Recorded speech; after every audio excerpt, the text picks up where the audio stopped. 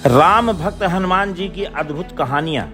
श्री राम जी के अनंत भक्त हनुमान जी से जुड़ी कई कहानियां प्रचलित हैं, जिनमें उनके बाल पराक्रम, बुद्ध चातुर्य और असामान्य साहस वृत्ति का परिचय मिलता है। भगवान शिव के अंश हनुमान अजर अमर बताए गए हैं। कलयुग में इनकी पूजा अर्चना त्वरित फलदायक बताई गई है। वायुदेव, पवन पुत्र और मां अंजना के पुत्र हनुमान बाल्यकाल में अत्यंत शरारती थे। कहा जाता है कि अंजना एक अप्सरा थी और किसी अपराध बस उन्हें ऋषि दुर्वासा से शाप मिला। इसी के फल स्वरूप उनका जन्म बानर कुल में हुआ। वे गिरज की पुत्री बनी और उनका विवाह केसरी से हुआ। इसीलिए बजरंगबली केसरी नंदन कहे जाते हैं। राम भक्त हनुमान ब्रह्मचारी हैं, अमर हैं और उनके भक्तों को भय, निराशा, ग्रह पीड़ा, दारिद्र और संकट से मुक्ति मिलती है। दिव्य फल से हनुमान जन्म।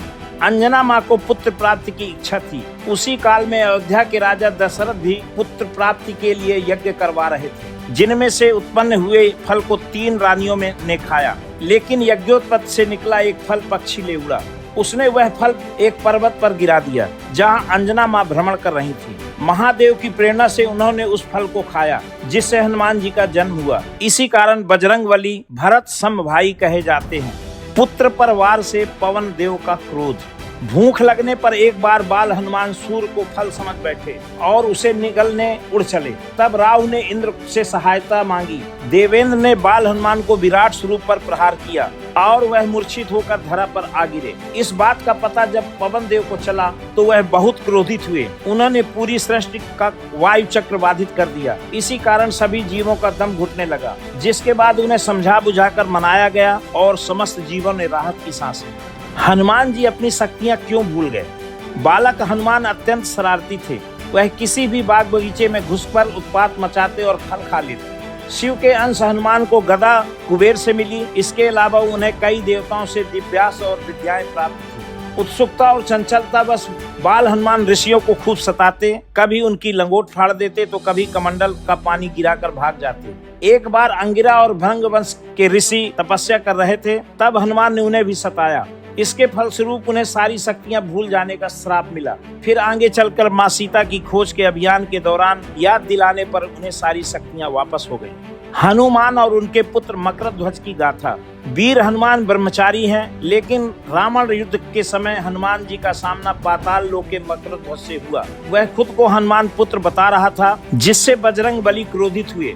परंतु जब मकरध्वज ने तर्क दिया तो हनुमान जी उसकी बात से संतुष्ट हो गए। तर्क यह था कि पूर्व काल में हनुमान जब लंका दहन कर समुद्र के ऊपर से जा रहे थे, तब उनके शरीर का तापमान प्रचंड रूप से गर्म था। वह पसीने से तरबतर थे। उनके बदन से टपका पसीना एक मादा मगरमच्छ के मुंह में गिरा। उसी से मकरध्वज उत्पन्न हुआ। मृत्यु दंड पाने के बाद भी हनुमान जी को राम जी मार न सके। नारद जी ने ऋषिगण की आवभगत करने का कार्यभार हनुमान जी को सौंपा, लेकिन इन सब में से राम के गुरु विश्वामित्र का सत्कार न करने को कहा। हनुमान जी इस रहस्य को समझ नहीं पाए, लेकिन उन्होंने नारद जी का आज्ञा का पूर्णतः पालन किया, जिसके फलस्वरूप विश्वामित्र क्रोधित हुए और राम को हनुमान को मृत्यु दंड देने को कहा। गुरु की आज्ञा से विवश राम अपने प्रिय हनुमान पर प्रहार करना शुरू करते हैं, लेकिन नारद जी ने कहा था कि हनुमान आप चिंता मुक्त होकर राम नाम का जाप करें, कुछ नहीं होगा। हनुमान जी ने इस आज्ञा का भी पालन किया। तब राम जी के ब्रह्मास्त्र समेत सारे अस्त्र विफल हो गए। यह सब देखकर विश्वामित्र जी ने राम से इस घटना का विस्तारण जाना और अंत में हनुमान जी पर से उनका क्रोध समाप्त हो गया। उन्होंने अपना आदेश वापस ले लिया। हनुमान ने शनिदेव को रावण के चंगुल से मुक्त कराया।